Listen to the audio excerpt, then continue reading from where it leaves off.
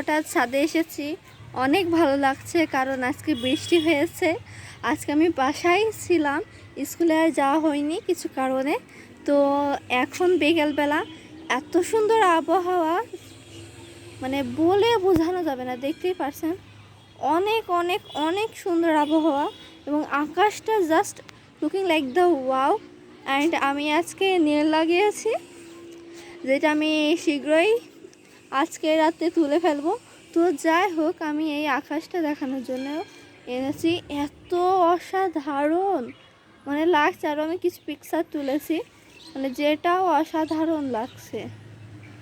মানে এই পাশেও আছে, কিন্তু এই পাশেরগুলো একটু হালকা কালার, বাট এই পাশেরগুলো মানে একটু বেশি বোঝা যাচ্ছে। মানে কী যে হয়েছে যে অনেক ছোটো থাকতেই যে আমরা দেখতাম উড়োজাহাজ বা প্লেন গেলে যেমন এই যে আপনার কিছু কিছু জায়গায় কুয়াশা মতন বা আকাশ মেঘ জমা হয়, তো ওই সাইডটা হচ্ছে ওরকম হয়েছে, যেটা মানে অপূর্ব সুন্দর লাগছে, বলে বোঝানো যাবে না।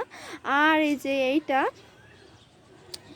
এটা তো আরও অসাধারণ, যেটা মানে বলে কখনো বোঝানো যাবে না। এটা হচ্ছে প্রকৃতির একটা সৌন্দর্য, যেটা মানে আসলে মুগ্ধকর মতো, যেটা যেই সৌন্দর্যের সাথে যেটা মানুষ কখনোই পেরে উঠবে না। এটা আল্লাহর দেওয়ার প্রকৃত একটা সৌন্দর্য। তো অনেক ভালো লাগছে। তো এইটার মাধ্যমে আপনাদের কাছে শেয়ার করলাম যে আমাদের এখানে ঝিনাইদহ হরিণাকুণ্ডুর আবহাওয়াটা কেমন। তো বাই, আল্লাহ হাফেজ।